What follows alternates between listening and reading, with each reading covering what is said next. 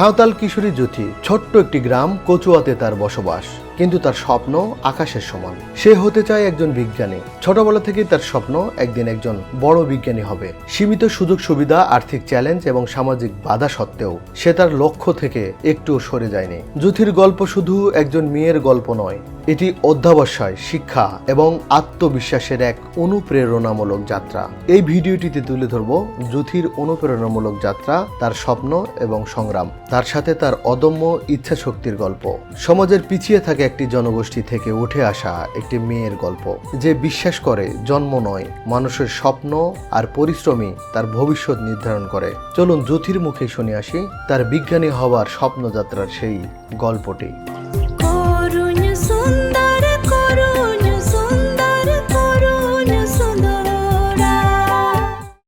কেমন আছো?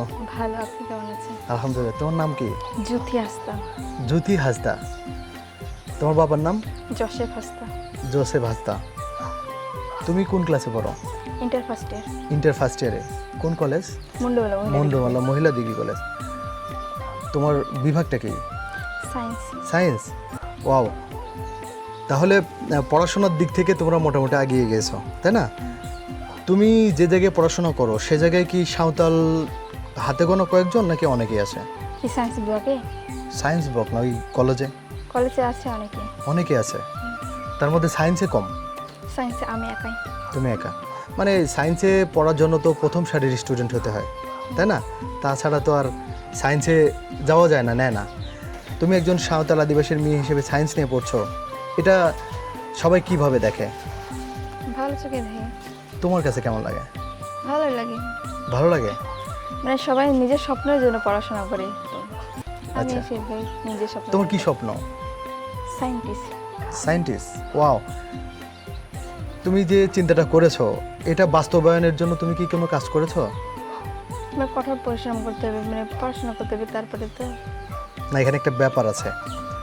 সায়েন্টিস্ট হওয়ার জন্য শুধু পড়াশোনা করে ভালো রেজাল্ট করলে হবে না, মানে আবিষ্কার করতে হবে কিছু একটা আবিষ্কার করার জন্য পরিবেশ লাগবে। সেরকম একটা উপকরণের মধ্যে দিয়ে যেতে হবে, তোমাকে একটা পরিবেশের মধ্যে দিয়ে যেতে হবে। সেরকম পরিবেশ ক্রিয়েট করা কি তোমার দ্বারা সম্ভব?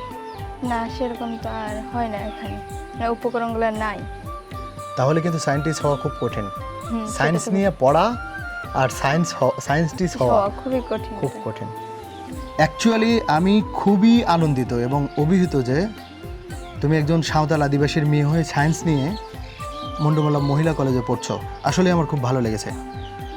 আমাদের সাঁওতাল আদিবাসীদের থেকে যদি এরকম একটা স্বপ্ন নিয়ে লালিত হয়, স্বপ্ন লালিত করে বড় হয়, তাহলে এইটাকে নার্সিং করে এইরকম একটা মেয়েকে এই সায়েন্টিস্ট পর্যায়ে পৌঁছা দেওয়ার জন্য দায়িত্ব নিতে হবে সমাজের এবং এই দেশের প্রধান যারা দায়িত্ব পালন করছে। দেখুন, একটা সময় সাঁওতাল আদিবাসী অনেক পিছিয়ে ছিল, মেধাতে নয়, তারা মেধাতে এগিয়েছিল, কিন্তু মেধাটা বিকাশ করার সুযোগ পায়নি। কিন্তু এখন তারা আস্তে আস্তে সেই মেধাটাকে দেখানোর জন্য সুযোগ পাচ্ছে। তাই এই ভিডিওটা যারা দেখবেন, যারা সমাজের বড় বড় গণ্যমান্য শিক্ষা নিয়ে কাজ করেন, পিছিয়ে পড়া জনগোষ্ঠী নিয়ে কাজ করেন, তাদের কানে যদি যায়, তাদের চোখে যদি পড়ে, তাহলে অবশ্যই এই কথাটা একটু চিন্তা করে দেখবেন যে একজন আদিবাসী মেয়ে জ্যোতি হাসদা, সে চাচ্ছে সায়েন্টিস্ট হওয়ার জন্য। তার এই স্বপ্ন যেন এই কচুয়ার ভিতরে মৃত্যুবরণ না করে, এটা যেন দেশের সর্বোচ্চ পর্যায়ে যায়, একদিন যেন ইন্টারন্যাশনাল মানের একজন সায়েন্টিস্ট হতে পারে। আমি নিজে দোয়া করি এবং আশা রাখি সে এটা করতে পারবে। কিন্তু এই পর্যায়ে জ্যোতির কাছে আমার একটা প্রশ্ন। জ্যোতি, তোমাদের সাঁওতাল আদিবাসীর বিবাহ ব্যবস্থাটা এমন যে 18 বছর পূর্ণ হয়ে যাওয়ার সাথে সাথে বিয়ে দেওয়ার জন্য তোড়জোড় লাগায়, ঠিক বলেছে কিনা? সেক্ষেত্রে তোমার পরিবার তোমাকে বিয়ে দেওয়ার জন্য চেষ্টা করেনি? না, করেনি? কারণ আমার স্বপ্ন বড়, আমার বাবা মার স্বপ্ন বড়। মানে যখন দেখেছে যে তুমি স্বপ্ন দেখো বড় কিছু হবা, তখন আর তোমাকে বিয়ে দিতে চায়নি? না, এই বিয়ের ব্যাপারে কোনো কথা হয়নি। যদি তুমি কোন স্কুলে পড়েছো? Kachua high school. Kachua high school. Primary ছিল কোনটা? কচুয়া এক সরকারি প্রাথমিক বিদ্যালয়। প্রাইমারিতে তোমার রোল কত ছিল যখন? 23 ছিল। 23। আর হাই স্কুলে? হাই স্কুলে 6-এ 23 ছিল, তারপরে 7-এও 23 ছিল, 8-এ 7 ছিল, 9-এ 3 ছিল। তোমার সব মনে ছিল? আর এসএসসিতে তোমার রেজাল্ট কি হয়েছে? রেজাল্ট হয়েছিল 4.33। 4.33 মানে 4.33, তাই তো? অনেক ভালো রেজাল্ট করেছো। তা তুমি আজকে যে স্বপ্নটা দেখতেছো, এই স্বপ্নটা বাস্তবায়ন করা কি সম্ভব বলে মনে হয় তোমার কাছে? মানে মানুষ চেষ্টা করলে সবই সম্ভব, কারণ আমরা পৃথিবীতে জন্মেছি অসম্ভবকে সম্ভব করার জন্য। হ্যাঁ, তারপরে তুমি একটা সাঁওতাল মেয়ে। সাঁওতালরা পারে না এমন কিছু নেই। না।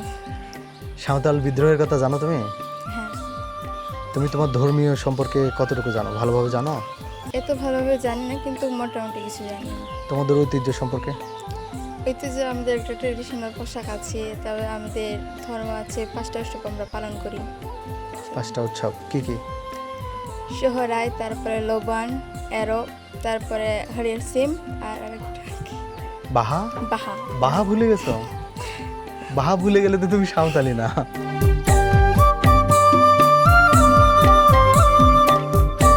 আচ্ছা, তুমি পড়াশোনার পাশাপাশি কোনো কাজ করো? আর যে মাঠের কাজ করে বাবা মাকে সাহায্য করি। বাবা মাকে সাহায্য করো। আর এই আলপনা করতে জানো কিনা? আলপনা মোটামুটি জানি। আচ্ছা, এই আলপনার কোনো রহস্য আছে? তোমাদের ধর্মীয় থেকে কোনো গুরুত্ব আছে? তার মধ্যে আছে না, এটা নাই। যা সৌন্দর্যের জন্য, সৌন্দর্য বিভিন্ন পরবে যাতে বাড়িটা দেখতে সুন্দর হয়, লাগে সেজন্য। বাড়িতে মানুষ আসলে যেন ভালো বলে, এই জন্য, তাই তো? নমস্কার, নমস্কার। কেমন আছেন? ভালো। আপনি জ্যোতির মা? হ্যাঁ। জ্যোতি মন্ডমালা মহিলা কলেজে পড়ে সায়েন্স নিয়ে, হুম, অনেক ভালো ছাত্রী। আপনার কাছে কেমন লাগে? আমার কাছে খুব ভালো লাগে। একটা আদিবাসী মেয়ে, সম্ভবত সে একাই সায়েন্স বিভাগে আছে, হ্যাঁ, একাই আছে। তো এটা তো একটা গর্বের বিষয়। ওখানে 21 জন আছে, 21 জন মধ্যে আমার মেয়ে একজন শুধু আছে, আবেগ আছে। এখন বিষয় হলো, আপনার মেয়ের সাথে আমি কথা বলে জেনেছি তার স্বপ্ন সায়েন্টিস্ট হওয়া। আপনারা কি সেভাবে তাকে হেল্প করছেন? হেল্প তো করছি যতটুকু পারি। এখন প্রথম হেল্প হচ্ছে মেয়েকে বিয়ে দিতে চাইবেন না। আপনাদের আদিবাসীদের ভিতরে একটা বিষয় আছে যে অল্প বয়সে বিয়ে দেওয়া, সেটা দিবেন না। বিয়ে দিলে তো আর পড়াশোনা করতে পারবে না। না, বিয়ে দিলে কি পড়াশোনা করতে পারবে? সেটাই, এটা আগে মাথায় রাখবেন। আমাদের তো গরিব গরিব গরিব পরিবার, সব কিছু তো আমরা দিতে পারি না। হ্যাঁ, এটা ঠিক, সেটাই বলছি। তা তারপরেও যতটুকু সম্ভব চেষ্টা করে যাবেন। চেষ্টা আশা তো করি করবোই। মেয়েটা ভালো কিছু করুক। খত খত খত শিমিঙ্গাই খত ইমেইন পে চালি খদি আডি ভাগে হইতে। এর মানে কি বলো বাংলায়? মানে একটা মুরগি, মানে ও চাইছে খাওয়ার, যে ওর বাচ্চাদেরকে খাওয়াবে, তাই। হ্যাঁ, আর যদি আমাকে খাবার দাও তো তোমাদের অনেক ভালো হবে।